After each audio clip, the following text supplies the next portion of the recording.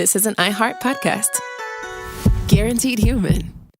With no fees or minimums on checking accounts, it's no wonder that Capital One Bank Guy is so passionate about banking with Capital One. If he were here, he wouldn't just tell you about no fees or minimums. He'd also tell you about how Capital One cafes are open 7 days a week to assist with your banking needs. Yep, even on weekends. It's pretty much all he talks about, in a good way. What's in your wallet? Terms apply. See CapitalOne.com/bankguy. Capital One N.A., member FDIC.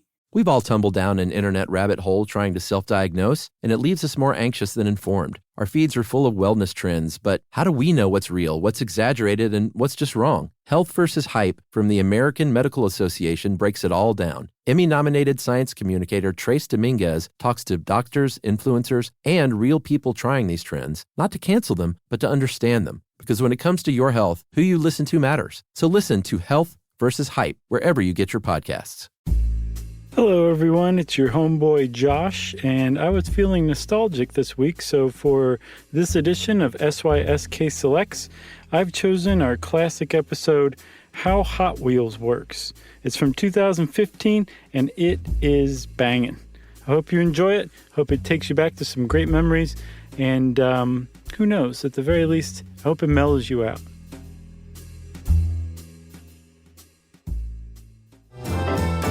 Welcome to Stuff You Should Know, a production of iHeartRadio.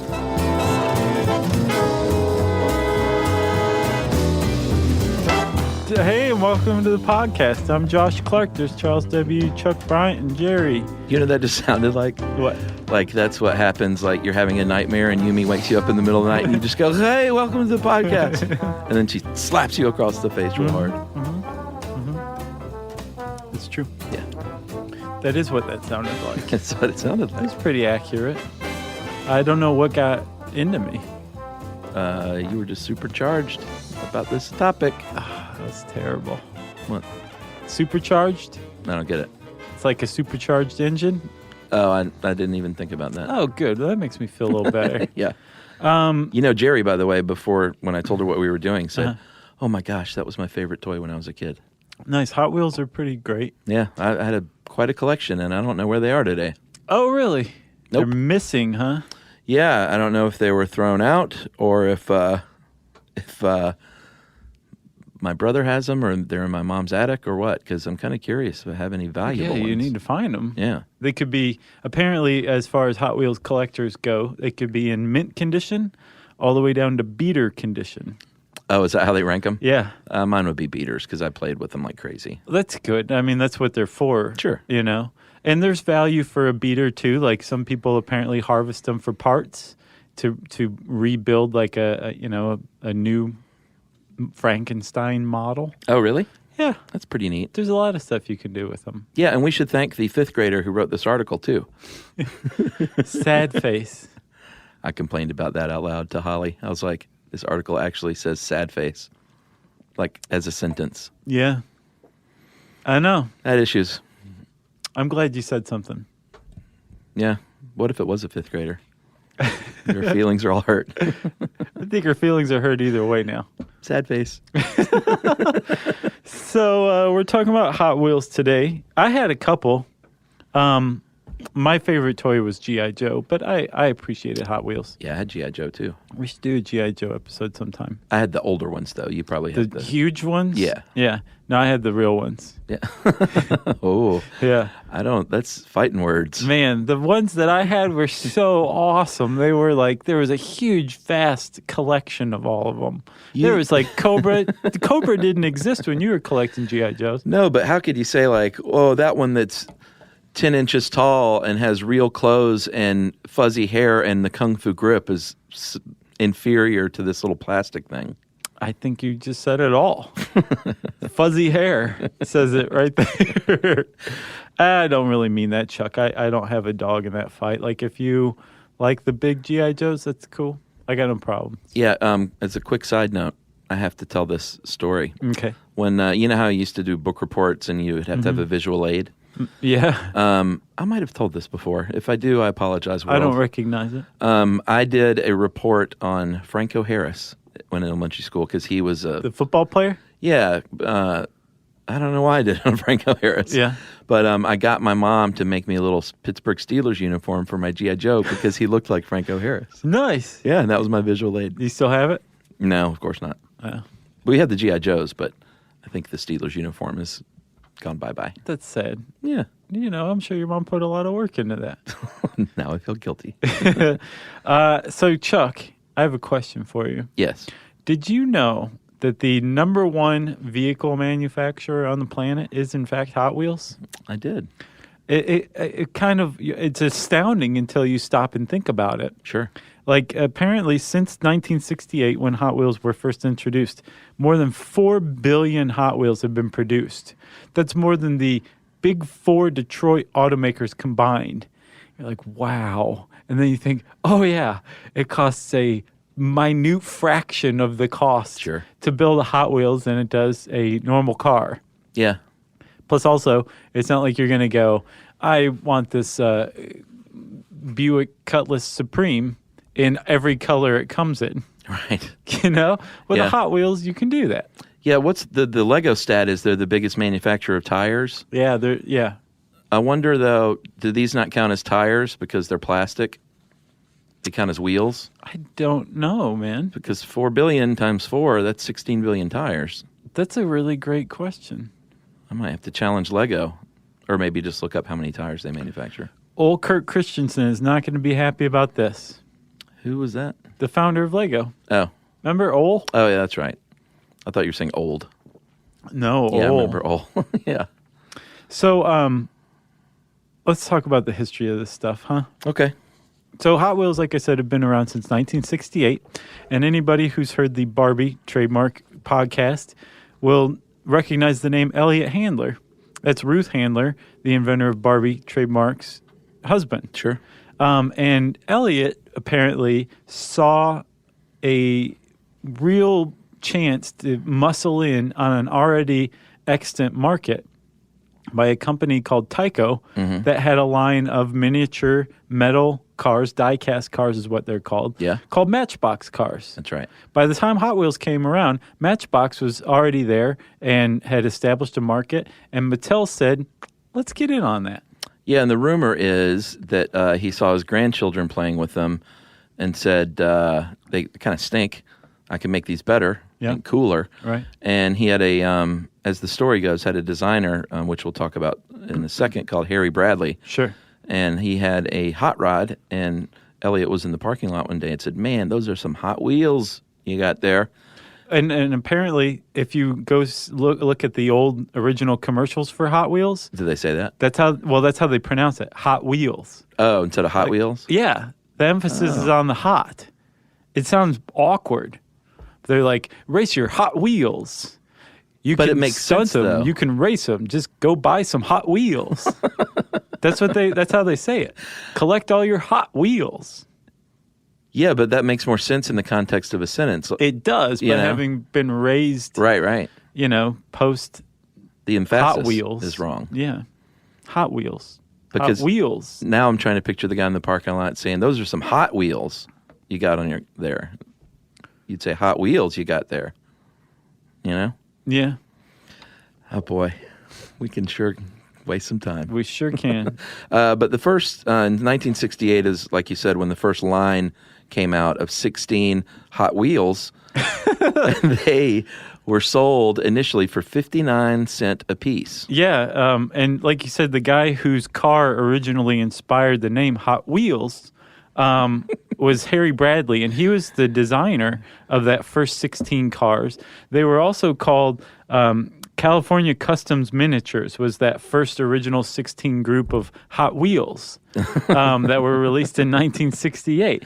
So, and Harry Bradley designed them all, including apparently he got his hands on the first one, by the way, that came out was a Chevy Camaro. Of course. The second one that came out was the Chevy Corvette. Of course. And apparently the Chevy Corvette came out before the actual Corvette came out. Yeah, the 69 Corvette, that is. So Harry Bradley was an old hand in not just miniature car design, but car design in general. He was an old GM designer, and I guess he had connections still at GM, and probably under the table in a possibly illegal way got his hands on the blueprints for the Corvette that hadn't been released yet, and Hot Wheels beat GM to the punch in releasing the 1968 Corvette. Yeah, 69. Thank you. That's all right. As the lore goes, he supposedly knew that the cafeteria door was unlocked, so he snuck in through the cafeteria door. But That's called industrial espionage. yeah, that sounds like a story, like just lore. Okay. But maybe so. Maybe he committed industrial espionage. Yeah. So, like you said, those were the 2 of the first 16 in that original lineup, that original collection.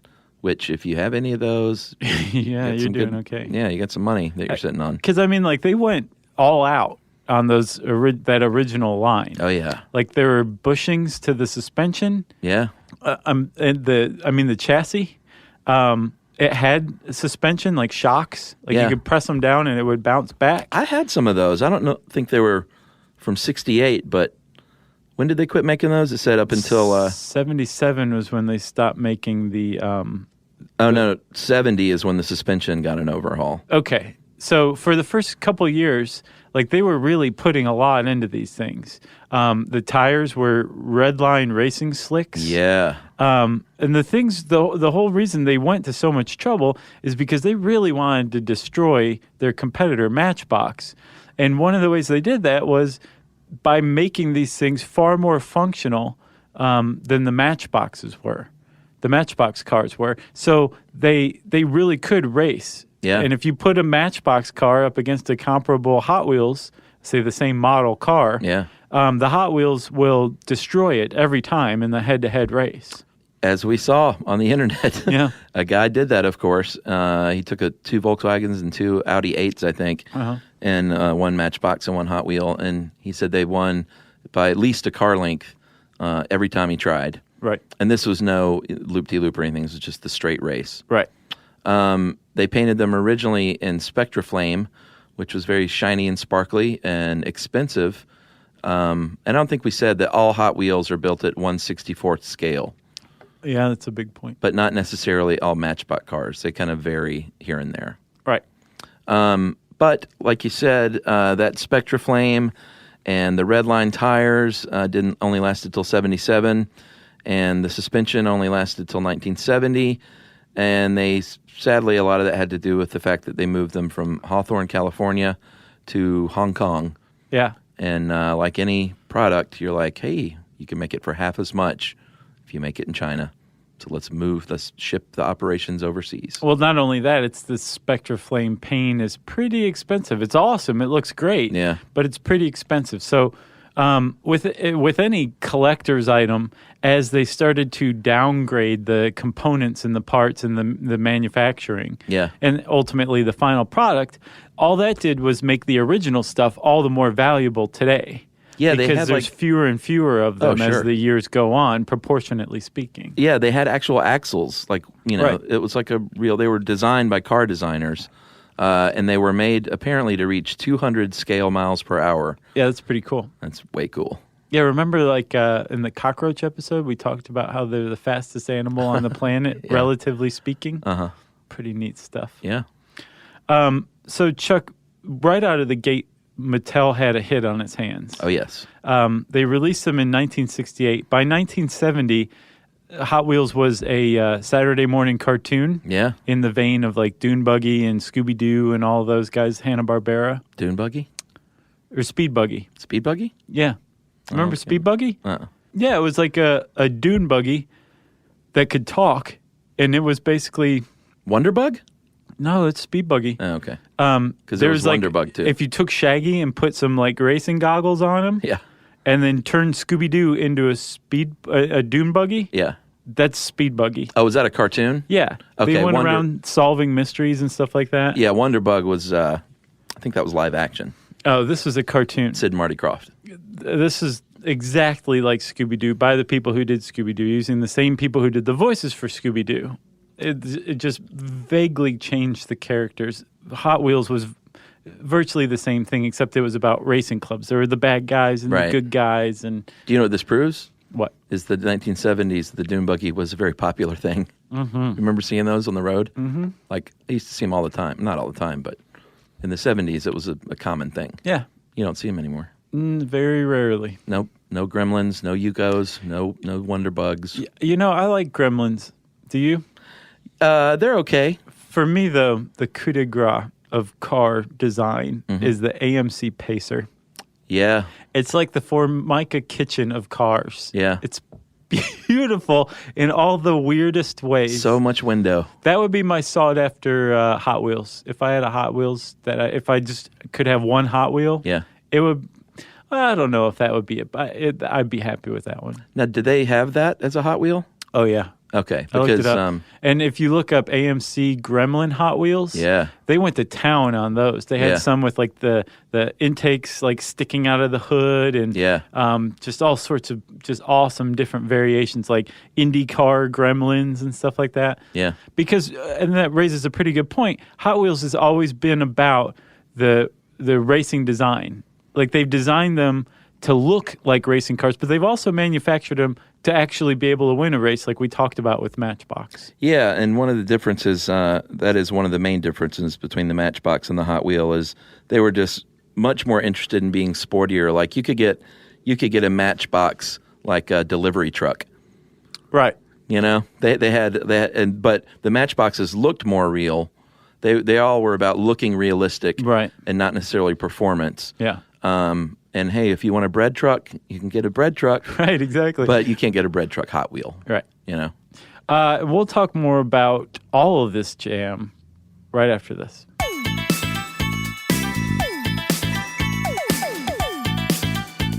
Stuff you should know. Hey, everybody, here's a fact for you. In the United States, there is a break-in every 26 seconds, and that means that somewhere right now, an intruder is getting closer. And the problem with most security systems is that they only alert you after the break-in has started, and that's too late. Well, that's what makes SimpliSafe different. They use alerts. SimpliSafe's US-based live agents, they identify threats on your property and help deter them before they actually break in. So the intruder never gets into your house. The crime is stopped before it even starts. That's right. And another great thing about SimpliSafe is they have no long-term contracts. They give you peace of mind and great value with their monitoring deterrence plans because they just start at about $1 a day. Yeah, SimpliSafe sent us a setup years back, and I still use mine every day. Yeah, and apparently setup, you can do it by yourself in under 30 minutes, so it's a really good value and it doesn't take long. So if you want to experience the SimpliSafe peace of mind, you can take advantage of the SimpliSafe discount offered to Stuff You Should Know listeners. Right now, you can get 50% off your new system by visiting simplisafe.com/stuff. That's half off at simplisafe.com/stuff. There's no safe like SimpliSafe.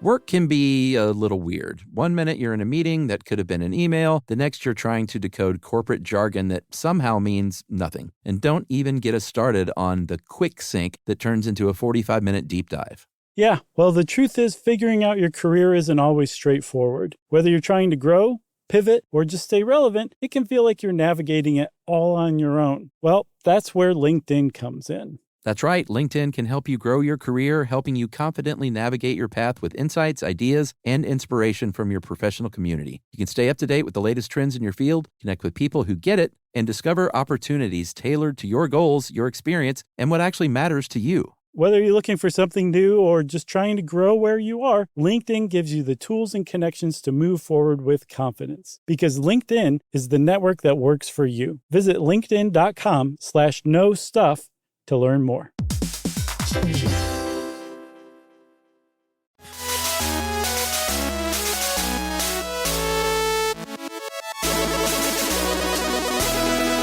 You want to go ahead and talk about some of the other differences between Matchbox and Hot Wheel? Yeah, sure. Since we're at it. Hot Wheel is the one that is more likely to have branded versions. Oh, man, and do they ever? Like the Ghostbusters Ectomobile. Right. Or even more than that, like they have a deal with M&M Mars for 2015. Oh, they do? So they have like a Twix trucks and a Skittles van and like all this stuff. They have licensing with DC and Marvel this year. Fast and the Furious, I know they had a line. Yep. Yeah. So they're really big time into branded. And a lot of times they'll have like a store will just have exclusives. like Oh, right. access to an exclusive line of Skittles cars or something like that that you can only get at KB Toys. Yeah, I think they have a NASCAR deal too, if I'm not mistaken. I would not be surprised. And the Hot Wheels usually have a little bit wider, a longer axle and wider wheels, because it's just cooler if that wheel sticks out from the body a little bit, you know? Well, plus also supposedly, and we'll talk about this a little more, when you shrink a car down to scale, it looks a little weird. Yeah, you might as well go ahead and bring that up. Okay. It looks weird. You can't just shrink it and have it in the same proportion and have it look normal. Right. Like it'll be, as far as like shrinking a car down by scale, it will be in the exact same proportion, but it's just off a little bit. Like, so what they do to make a Hot Wheels raceable is they expand the wheel well a little more. Yeah. They break it out a little bit. Yeah. Which is why the wheels stick out some on a Hot Wheels, but not on a Matchbox. That's right. Because Matchboxes are all about realism. To heck with how it looks, as long as it's real. One of my favorite ones, and I had one of these that they mentioned in this article, was the Red Baron. Mm-hmm. The person who wrote this said it was an inexplicably cool helmet over the cockpit. I don't know about inexplicable. It was just the roof of the car was a helmet. Right. But I looked it up again today, and I was like, oh, yeah, I had that thing. But it was it wasn't a Nazi helmet per se, but it was that shape of the helmet. Right. Like the U.S. soldiers have that shape now, you know, where it's cut lower around the ears. All right. Instead of just a straight, you know, like the World War II helmet. Right. But the Nazis used those first, you know, because it's a better design for war. And it also had a black iron cross on the side of it. Well, hence the Red Baron, right? Yeah, but it was... It's easy now as an adult to look and say, that looks like a little Nazi hot rod. Yeah, but the Red Baron was World War I. He was pre-Nazi Germany. Yeah, and it was also, I think at the time, just like looked like the biker gang Sure. Would wear like those helmet with the iron cross. Yeah, and all of it was Southern California hot rod culture. Yeah, Is what gave rise to Hot Wheels, so it makes sense. Yeah, I don't think there was any like surreptitious intent. Right. Yeah. So, like I said, right out of the gate, Hot Wheels was a hit. They had a cartoon within a year or so of the first 16 being released. Sure. The second release, they had, I think, 22 new cars. Yeah, 33 total. And then the third year, they had they released 33 after that, right? Oh, no, yeah, I'm sorry, 33 by 1970. So they did 16, 24, and then 33, and all of them came in like different colors, right? So like I Sure. said, if you had one, that didn't mean you had them all. You wanted to collect them all. Yeah. So kids were going crazy for it. And another way that Mattel very wisely targeted children was to get in with fast food. Yeah. In 1970, the first Hot Wheels came out as a toy at Jack in the Boxes. Oh, really? Yeah. The big one, though, the one yes. that like put them over the top, was in 1983 when kids who were lucky enough to be taken to McDonald's for dinner Happy Meal. and to get a Get exactly a Hot Wheel. which is what they called them at the time, could get one of 14 Hot Wheels Yeah. in 1983. And they had some cool ones. They had a Chevy Citation. Did they really? Yeah. They had one that was one of my favorites, actually. It was a Toyota Mini Trek, which is like a station wagon camper. And it even said, painted on the side, "Good Time Camper," that you could get in your Happy Meal, which if I could have one Hot Wheel, it would probably be that. You know what they were doing now that I look back through my adult eyes? Like snorting pot. No, they were giving you a bunch of crappy ones because you wanted to keep coming back to get the cool one. Yeah, probably. You're like, I got a Citation. I'm like, can I go back because I want to get the hot rod? Right. That's exactly what they were doing. Sure. Man, I feel so like manipulated.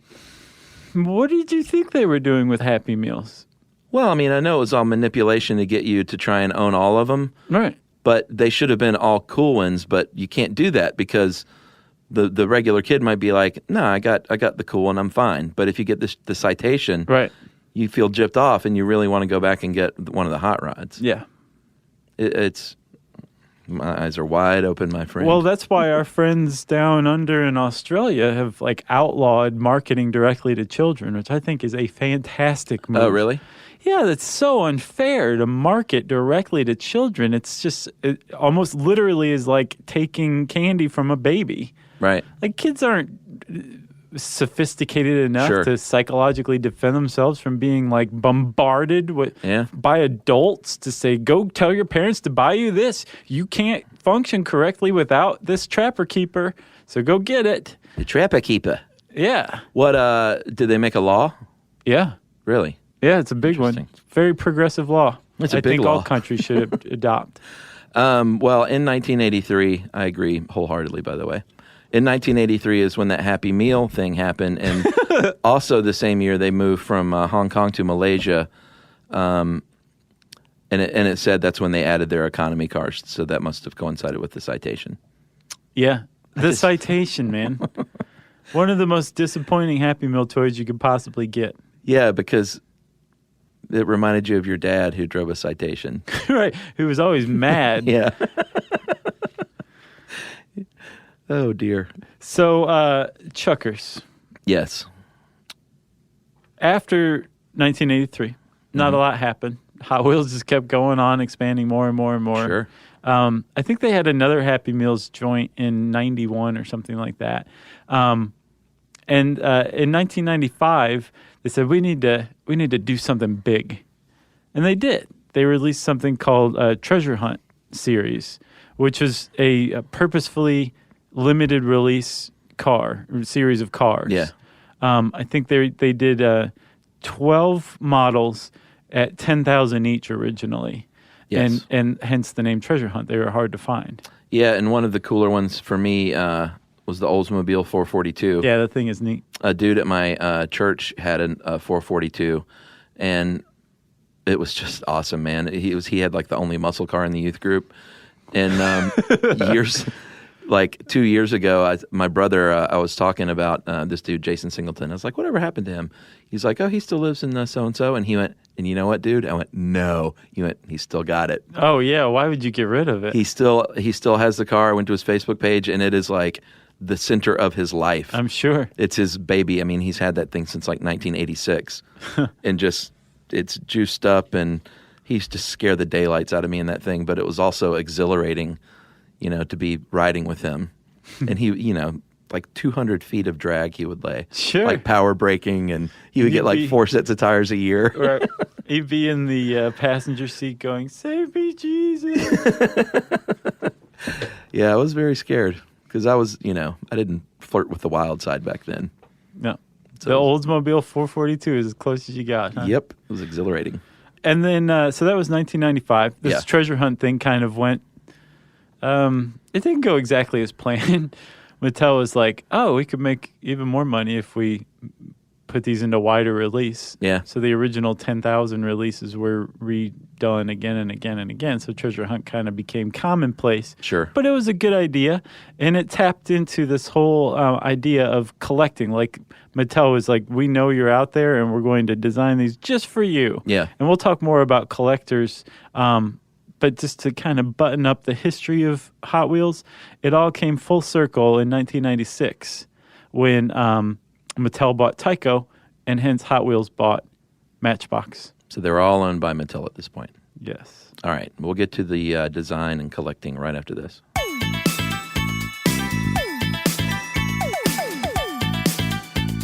Stuff you should know. Hey, everybody, here's a fact for you. In the United States, there is a break-in every 26 seconds, and that means that somewhere right now, an intruder is getting closer. And the problem with most security systems is that they only alert you after the break-in has started, and that's too late. Well, that's what makes SimpliSafe different. They use alerts. SimpliSafe's U.S.-based live agents, they identify threats on your property and help deter them before they actually break in. So the intruder never gets into your house. The crime is stopped before it even starts. That's right. And another great thing about SimpliSafe is they have no long-term contracts. They give you peace of mind and great value with their monitoring deterrence plans because they just start at about $1 a day. Yeah, Simply Safe sent us a setup years back, and I still use mine every day. Yeah, and apparently setup, you can do it by yourself in under 30 minutes, so it's a really good value and it doesn't take long. So if you want to experience the Simply Safe peace of mind, you can take advantage of the Simply Safe discount offered to Stuff You Should Know listeners. Right now, you can get 50% off your new system by visiting simplysafe.com/stuff. That's half off at simplysafe.com/stuff. There's no safe like Simply Safe.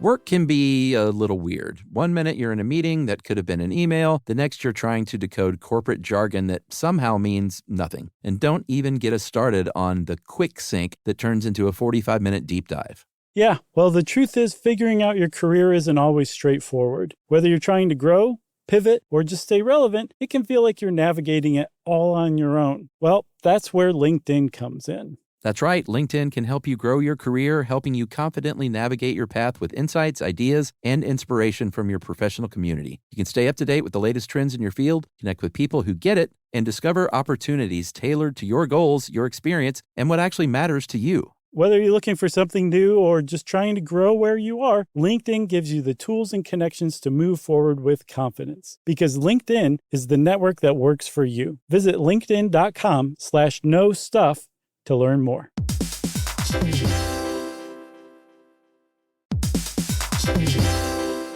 Hey everybody, we're here to talk to you about Wayfair, who believes that spaces should be functional, they should be comfortable, they should be well designed, and they can be well designed by you with their help. Your updated space should feel more comfortable, inviting, and practical for everyday use. And we're talking about outdoor seating. We're talking about grills. We're talking about major appliances. If you need storage solutions, Wayfair can help you out. Patio lighting, rugs, decor. It is your one-stop shop for home. Yeah, I mean, it's getting nice out, so it's time to think about living outdoors for the next few months. And Wayfair knows that outdoor furniture, it's heavy, it's intimidating to assemble. So Wayfair has stepped in and said, we're going to handle the hard part so you don't have to. That's right. You can shop Wayfair Verified, your shortcut to the good stuff. And that means their team of product specialists are going to vet everything by hand using a 10-point inspection, testing things like, quality materials, functionality, and features, and even how long it takes to build that piece of furniture. And the overall experience save time, reduce hassle, and improved convenience. Patio season is here, and these deals won't last. So head to wayfair.com right now to get your outdoor space ready for way less. That's WAYFAIR.com. Wayfair, every style, every home.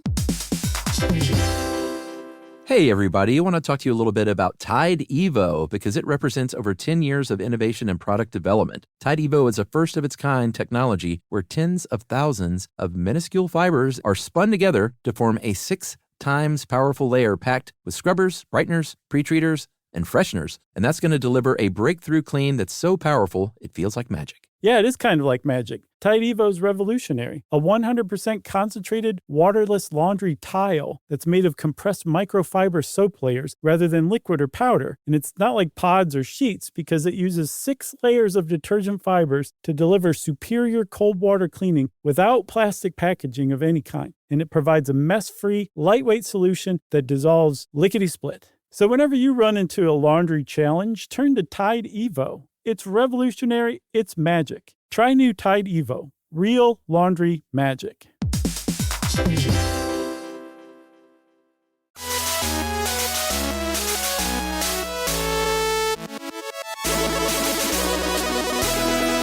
So, back then, if you wanted to do a smaller version of a larger car and scale it down, you didn't have computer-aided design and stuff. Sometimes you might have had a blueprint, which helped, but sometimes you just had to get out there in the parking lot with a tape measure and just take some measurements and then, be good at math. Right. Basically. And like we said, Harry Bradley, who's the daddy of the Hot Wheels designs, who's the guy who did the first 16, he was a GM designer originally. In his footsteps followed Howard Reese, and then after that, Larry Wood, and those are some of like the legendary Hot Wheels designers. That's the Mount Rushmore of Hot Wheels? Pretty much, yeah. Nice. They would just literally go out and measure these things. And that was one way that Hot Wheels were born.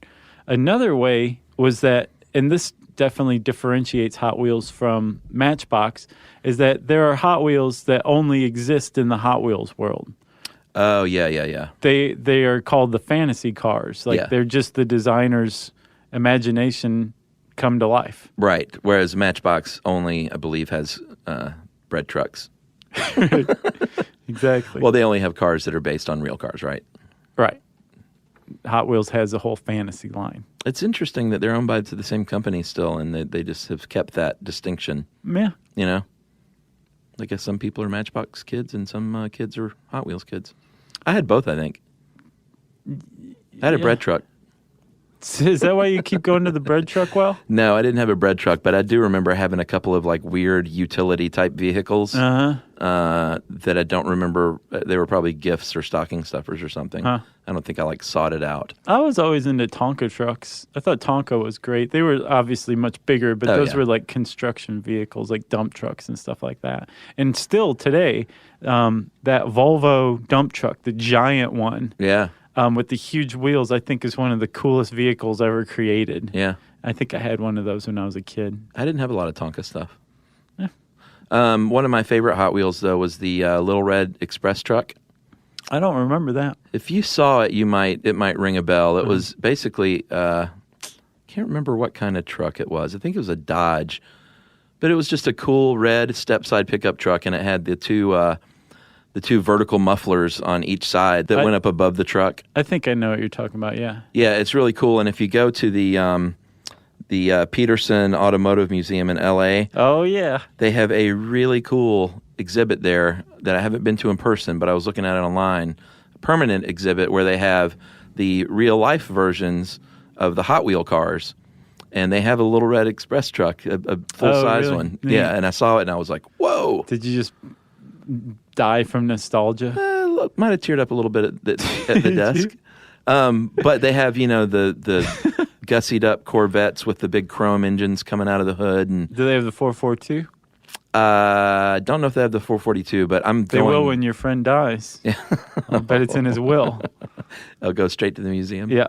I'm going to go to this thing, though, at some point. I don't know on this next LA trip or not, but it's right there near the La Brea Tar Pits, I think. Oh, yeah. So I want to go check it out. Been there. Yeah. It's neat. It is neat. But back to the design. These days, you're not going to need a tape measure and stuff like that. You're going to Photoshop designs, and you're going to even get a 3D printer to maybe do your prototype. That had to have helped them tremendously. Oh, yeah. Because, with if you're designing real-life cars and you have a 3D printer, that's pretty handy. But with Hot Wheels, like, you can print out pretty much exactly what it's going to look like. Sure. And once they have the prototype done, they'll make a mold out of it and then inject it with molten metal under tremendous pressure. Yeah. And that's why it's called die cast. You That's create right. a die that you cast all of the ensuing ones from. Yeah, and I think they're made with less metal than they used to be, but they still have metal components, right?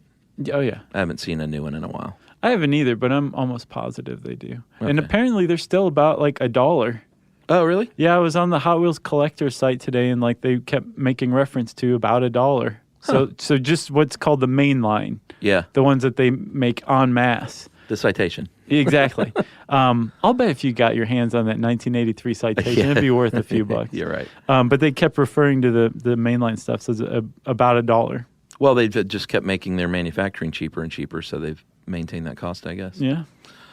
So as far as collecting goes, the most valuable, and that is not this crazy one made out of diamonds for the 40th anniversary, which we'll talk about in a minute, but the most valuable regular Hot Wheel is the 68 Beach Bomb, which was a VW bus in hot pink that had real surfboards sticking out of the back of it. Yeah, originally they only released, I think, 25 of them like that. There were a couple of problems. It was difficult to manufacture them with the surfboards sticking out of the back, even though it was more realistic. Sure. And it also was terrible on like a loop-de-loop track. Yeah. Because I guess the surfboards would either weigh them down or it would get stuck. Yeah. So they only made just a few of these things. The Beach Bomb that was the highest selling the Hot Wheels ever was a pink one. They made even fewer of those because apparently a lot of boys were like, oh, I'm not playing with some pink van, Right. even if it does have cool surfboards sticking out of the back. So the thing sold for like, I think $75,000 in 2000. Yeah. And it has since sold again. In 2011, I saw in like LA Magazine for like $125,000. Yeah. It's a lot of money for a tiny little car. Yeah, it is. And that's the highest one ever. Apparently by a long shot too. Yeah. I mean, I've seen others that were worth like 10 grand and stuff. Like I think one of those 442 originals is like 10 grand. Yeah, I guess like 1970 Mongoose or Cobra are worth about 10 grand these days. And a lot of them, just like with any collector's item, you'll see if there was just a few of them made, obviously they're going to be worth a lot more. If there was something where they adjusted the design, like for example, the Python was originally called the Cheetah. Yeah. And then they found out that a real-life executive with real-life lawyers at GM owned the name Cheetah. Yeah. Because apparently GM executives just own names for cars that could potentially be used. Like every fast animal name. Right, exactly. Yeah. So they changed it to the Python, but that was after they'd started manufacturing the Cheetah. So there's some out there that say Cheetah stamped on the bottom, and if you have one of those, it's worth 10 grand. Yeah, it's funny to think about. It's the same with Star Wars. Like sometimes the mistake ones are the ones that are super valuable because like there was some recall, but they're like, oh, but you want that one because the Boba Fett's rocket really shot out before kids started choking on them. Right, or catching on fire. Yeah, and that's the one you want. Yeah. But like you said, it's all about scarcity and supply and demand. Dude, this whole thing has reminded me of a really great gallery I put together about hilarious knockoff toys. Oh, that's a good one. Yeah, go to stuffyoushouldknow.com and look that up. It's pretty awesome. There's some really strange interpretations of beloved toys, including Star Wars toys, that people who make counterfeit toys come up with to try to skirt trademark law maybe or something, or else they just fully don't understand the toy and what its allure is, so they just make it in this weird interpretation. It's pretty hilarious stuff. Yeah, it's a good one. We'll post that again. Okay. And then I did mention the diamond-studded one.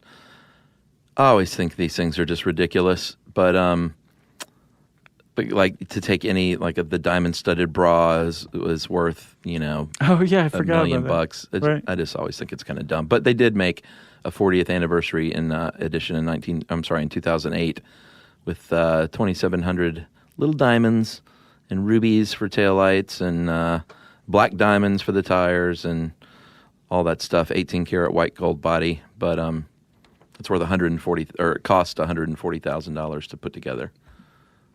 But I'm sure it's gaudy. It's a gaudy Hot Wheels. Yeah, the car's cool. It looks like Mad Max's car. Oh, is that a picture of it? Yeah. I don't think I saw that. Can you identify that car? What is that? It looks familiar. It does look familiar to me. It looks sort too. of like a DeLorean, but I don't think it is. I don't think so either. No. Man, that new Mad Max looks good, though. Oh, they're remaking Mad Max? Well, there's a new reboot, I guess is what they call it these days. Cool. Who's in it? What's his face that played Bane? Who's that guy? Yeah. Tom, what's his face? Huddleston? No, not Tom Huddleston. But it's the same director. Tom Hardy?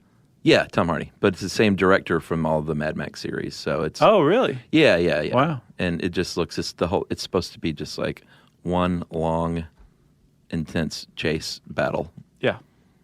Sounds a lot like a Mad Max movie. Yep, that's what you want. Have you ever seen Vanishing Point? I think so. What is that? It was like, I can't remember the car, but the car was basically the star. It was one long car chase from I think Colorado to California. Yeah, I remember that. That's a good one from the 70s. Yeah, two-lane blacktop too. Challenger? That's I another think it was classic a Challenger, car movie. the car. Yeah.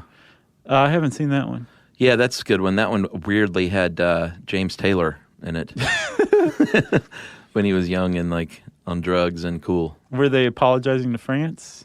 No, I don't know what the deal was. Did you hear about that? No. So that whole Charlie Hebdo solidarity march, the U.S. sent I think the assistant deputy in charge of the USDA or something like that. Yeah. So to apologize, John Kerry had James Taylor go to France to perform "You've Got a Friend." Shut up. For the French government. Ugh. Yeah. Just talk That's about so making... embarrassing. I know, isn't it? Send Guns N' Roses or something at least. Like, well, not... Send Guns N' Roses from 1988. I would would go be for a good any gift. Guns N' Roses, man. Ooh. One more thing about collecting. If you wanted to be the coolest collector of Hot Wheels on the planet, you would have to build a time machine and go back to 1987 to my hometown of Toledo, Ohio. Oh, yeah. Which is where the first ever Hot Wheels convention, collector's convention, was held. I really wish I would have gone to that because I was there at the time. What year was it? 87. Oh, yeah. Yeah. I can't believe we sent James Taylor. I'm still just like, Yeah. I can't focus on anything. Well, if you want to know more about James Taylor or Hot Wheels or just about anything there is in the universe, you can type it into the search bar at howstuffworks.com. And since I said search bar, it's time for listener mail. I'm going to call this minimum wage proposal. All right. Listened to How Homelessness Works from quite a few years ago, and you guys commented that part of the problem was that low minimum wage in comparison to the cost of renting a 2-bedroom apartment, you'd have to work something like 87 hours per week to afford it. With the implication, we need to raise minimum wage. After hearing this, a clear solution occurred to me. I think disagreements on raising minimum wage is a result of a simple misunderstanding. On the raise side, people believe this wage should be set at a level that would allow someone to raise a few children and live a modest but reasonably comfortable level, or at least a safe level. On the don't raise it side, people believe minimum wage is just a starting point for working, like for teenagers at their summer job or after school. This side believes workers were never intended to and should not expect to be able to support a family that pays minimum wage. So here's my solution. Since we're a democracy here, let's just decide what it is supposed to accomplish and then set it at the appropriate level to do that. If we decide as a nation that someone should be able to raise a family, rent a 2-bedroom apartment while earning a minimum wage, let's just figure out what that would cost and set the wage there, figure in rent, clothing, food, utilities, transportation, etc. Let's say it's $27,000 per year, then set it at that rate. On the other hand, if we as a nation decide that minimum wage is just a starting point and not meant to support a family, it's intended for people with no work history or experience and low to no marketable skills, and we need to set minimum wage at a relatively low level and let the market, the free market, will ultimately determine the wage for entry-level workers. And workers historically have been able to increase compensation by gaining skills and good work history. With this settled, any argument about setting minimum wage at a living wage would be mistaken, because we all just decided that people are not meant to live on minimum wage and certainly not meant to support a family. That is from Joe Prohaska in Reno, Nevada. And it's interesting. I look forward to seeing the rebuttal emails. Yeah. I love that kind of stuff. Yeah. It's a great proposal. I mean, I think that is what it's based on. Sure. But as far as I know, the cost of living calculations are really out of date. Yeah. And take a lot of stuff into account that doesn't really apply any longer. Plus, regardless of what you think it should or should not be, the fact is adults with 2 kids are still going to be working these jobs. It's not just going to be teenagers looking to advance. But it would be nice to put that issue to bed, to say, like, this is what we're trying to achieve, or this is not what we're trying to achieve. Right. At the very least, to get everybody talking. Yeah, because should some teenager at his first job make like $14 an hour? I don't know. I don't know if that's sending the right message either. I don't know. We'll leave it up to you guys, our dear listeners. When I started working, it was like $3 an hour or something. It was ridiculously low. That is ridiculously low. Yeah. If you want to let us know how you feel about Joe's proposal, was it Joe? I believe it was Joe. Reno Joe? Reno Joe. You can tweet to us at SYSK Podcast. You can post it on Facebook.com/StuffYouShouldKnow. You can put it in an email at StuffPodcast@HowStuffWorks.com. And just for kicks, you can hang around our home on the web, StuffYouShouldKnow.com. Stuff You Should Know is a production of iHeartRadio. For more podcasts from iHeartRadio, visit the iHeartRadio app, Apple Podcasts, or wherever you listen to your favorite shows.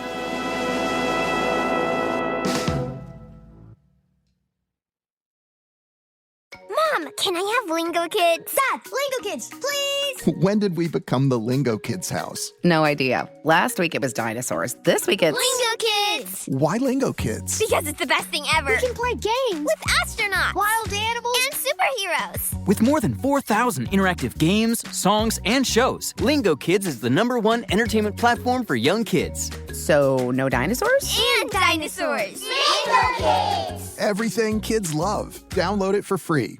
You know, you could be adored by everyone and still completely ignored by your cat. Trust me, I know. But if you feed your cat Sheba, you can go from being ignored to truly adored in 12 days, guaranteed, or your money back. Sheba has a full menu of products, appetizers, entrees, treats, even a kitten's menu. It's so cute. So Sheba has a product for even the pickiest eater. Like Sheba Puree, it's made with bone broth, their chef-inspired flavors. It's got a smooth and creamy texture that cats love and contains no corn, wheat, soy, or artificial flavors. It's food that your cat's gonna love. To learn more, check out Sheba.com. That's SHEBA.com. This is an iHeart podcast.